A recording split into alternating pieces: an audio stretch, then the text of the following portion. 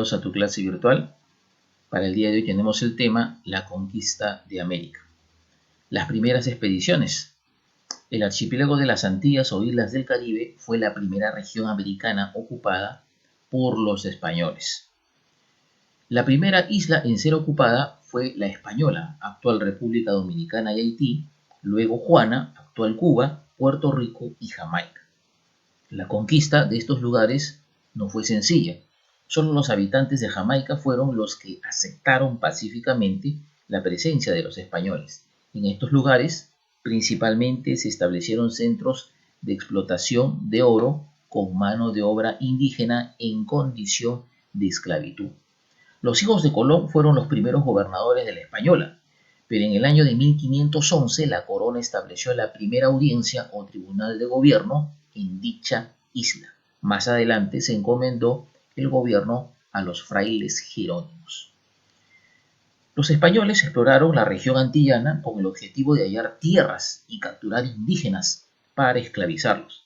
En 1517 bordearon la península de Yucatán, en el actual México, donde entablaron el primer contacto con los aztecas. Este primer encuentro despertó la ambición de los españoles y desde Cuba se enviaron expediciones que exploraron el territorio mexicano. Una de las principales motivaciones para la exploración fue la búsqueda de más tesoros. Los hallazgos no eran suficientes para sus expectativas. En otros casos, se había agotado. ¿Cómo se produce la conquista de América Central? Una vez conseguido el establecimiento hispano en el Caribe, se inició la exploración del continente o tierra firme. Se llamaba así a los territorios de la actual Venezuela, el Istmo de Panamá y parte de la actual Colombia. Las primeras expediciones enviadas no tuvieron éxito, debido a lo agreste, a lo difícil de la zona y a la resistencia de los pueblos indígenas. El contacto de los europeos con los habitantes de América fue difícil y violento. Los europeos españoles en América tenían el deseo de obtener tesoros, fama y ampliar los dominios de sus gobernantes. Sin embargo, cuando iniciaron la colonización, descubrieron que los primeros territorios no eran tan ricos como lo habían imaginado. Recordemos que solo habían colonizado algunas islas. Esto les creó una gran decepción porque entre ellos había mucha ambición. Por otro lado, en los nuevos territorios, los europeos se sorprendieron al encontrar cosas como sacrificios humanos. Por esta razón consideraban a las culturas americanas malvadas, salvajes e incivilizadas. Construcciones en lugares inhóspitos se edificaron en zonas que la ciencia europea consideraba incalificables para la vida humana. Y pueblos no evangelizados. Los españoles pensaron que la religión cristiana había sido llevada por los apóstoles a todos los pueblos. No comprendían qué había ocurrido con los indígenas americanos, pues no estaban evangelizados. Se aprovecharon de esta situación para declarar que no eran cristianos, esclavizarlos y separarlos de sus creencias. Pasamos a la siguiente página del texto. Bien, ¿cómo se produce la conquista de Mesoamérica? En 1519 se le encomendó a Hernán Cortés guiar una expedición. Su misión fue explorar las costas de Yucatán y capturar indígenas para que trabajaran en las haciendas azucareras de Cuba. En Yucatán, tras algunos enfrentamientos, se dirigió a la costa selvática de Tabasco. Luego recorrió la costa de Veracruz, donde la expedición desembarcó el 10 de julio de 1519. Ahí fundó la Villa Rica de la Veracruz.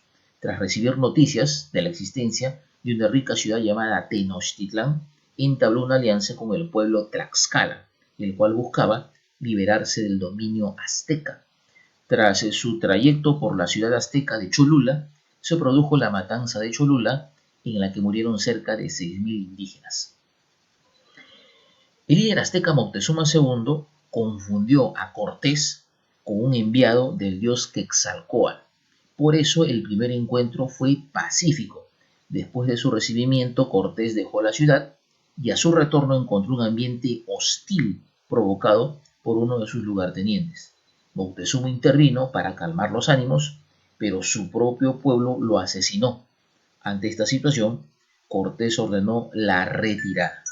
En su huida de Tenochtitlán fueron emboscados por guerreros aztecas.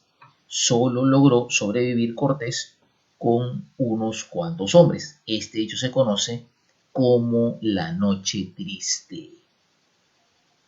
Al año siguiente, los españoles se reorganizaron, contaron con el apoyo de los Tlaxcala y en 1521 tomaron la ciudad de Tenochtitlán. Capturaron al último líder azteca, Cuauhtémoc, quien fue sometido a una serie de castigos y de torturas para que revelara dónde estaban los tesoros de su reino. Ante su negativa, Cortés dio la orden de ejecutarlo en 1525. Ese fue el fin del Imperio Azteca y el inicio de la colonización. Aquí en la parte inferior tenemos justamente esta pintura donde se ha recreado la toma de Tenochtitlán por Cortés. Muy bien, entonces, los españoles para derrotar a los aztecas no solo contaron con la ayuda de otros pueblos como los Tlaxcala, sino que fueron favorecidos por una terrible enfermedad que había salido con ellos en sus barcos, la viruela. Se produjo una epidemia que causó una gran mortandad entre los indígenas. Uno de los primeros en contagiarse con este mal fue Cuitláhuac, líder azteca que le sucedió a Moctezuma II. Los indígenas americanos morían con este mal porque no estaban inmunizados. Avanzamos a la siguiente página del texto y encontramos este tema. Pizarro y la conquista del Perú. El reino rico al sur de América. Los españoles, aún asombrados por las riquezas del imperio azteca, tuvieron noticias de otro rico y poderoso imperio. Se situaba al sur y se trataba del Tahuantinsuyo. En 1522, Pascual de Andagoya intentó encontrarlo, pero no tuvo fortuna. Motivado por las noticias cada vez más confiables de la existencia de un reino muy rico, Francisco Pizarro, Diego de Almagro y el clérigo Hernando de Luque se reunieron y establecieron una compañía a manera de una sociedad anónima destinada a la conquista de este reino. Pizarro estuvo a cargo de la expedición. Almagro se encargó de organizar la tropa, proporcionar los suministros y víveres, y Luque del financiamiento. Las riquezas obtenidas de esta expedición se dividirían por partes iguales. A partir de ahí se producen ya los viajes de Francisco Pizarro. Motivados por los hallazgos de Hernán Cortés, Francisco Pizarro y sus socios se lanzaron a la exploración de la costa occidental de Sudamérica, donde esperaban hallar una civilización con grandes riquezas como la azteca. Los rumores sobre la existencia de un reino muy rico al sur del lugar en que se encontraban era cada vez mayor. Pizarro hizo 3 viajes, pero fue en el último que logró su cometido. El primer viaje, 14 de noviembre de 1524. Al mando de Pizarro, cerca de 80 españoles partieron de Panamá a bordo del pequeño bergantín Santiago, logrando explorar hasta las costas de la actual Colombia. La falta de provisiones, la hostilidad de los indios y la insalubridad de la zona diezmaron a los expedicionarios y obligaron a Pizarro a enrumbar de vuelta hacia el norte. En este viaje, Diego de Almagro perdió un ojo de un flechazo. El segundo viaje ocurre el 10 de marzo de 1526.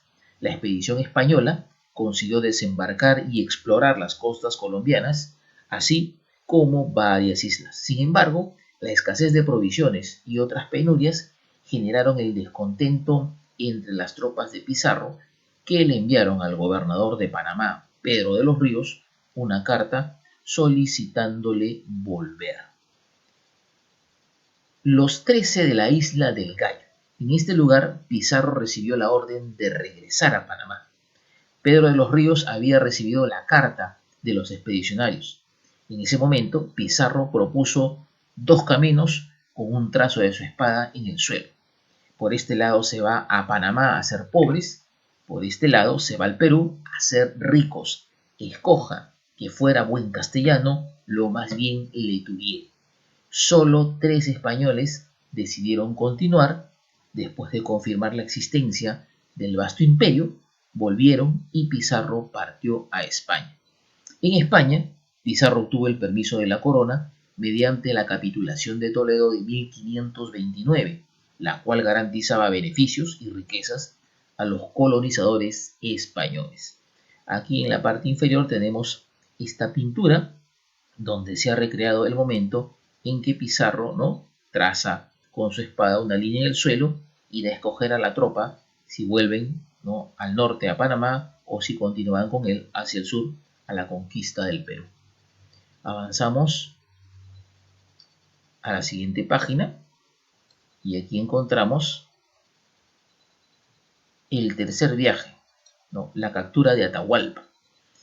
La tercera expedición de Pizarro zarpó de Panamá el 20 de enero de 1531 con 180 hombres y 37 caballos. Mejor equipada que las anteriores, esta expedición concretó la conquista del Tahuantinsuyo, ¿no? Entonces, aquí puedes apreciar tú a la derecha este mapa de los 3 viajes que realiza Francisco Pizarro, ¿no?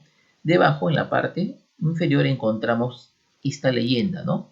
Entonces, la línea de color azul, ¿no?, señala el primer viaje, la línea en color rojo el segundo viaje y la línea en color verde señala el tercer viaje.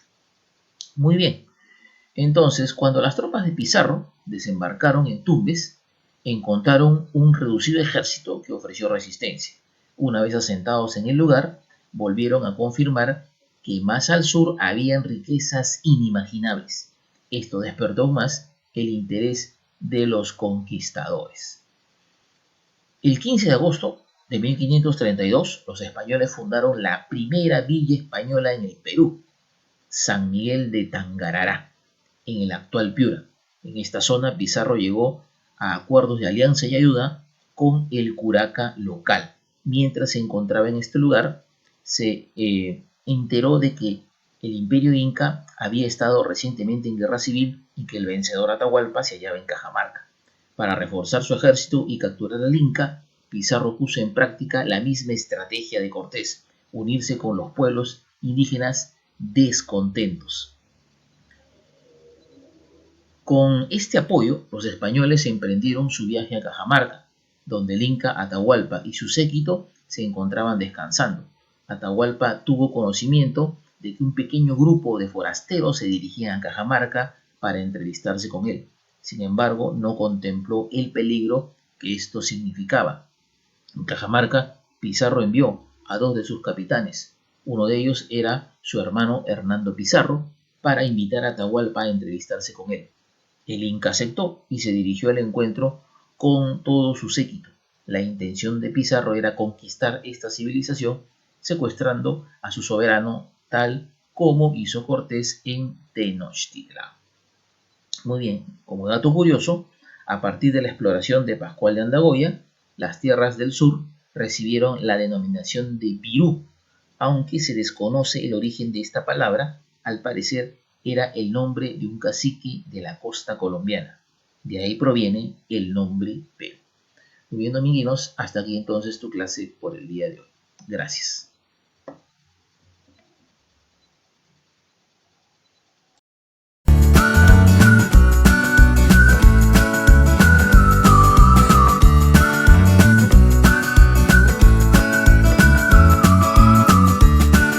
The leaders of today, tomorrow, and forever.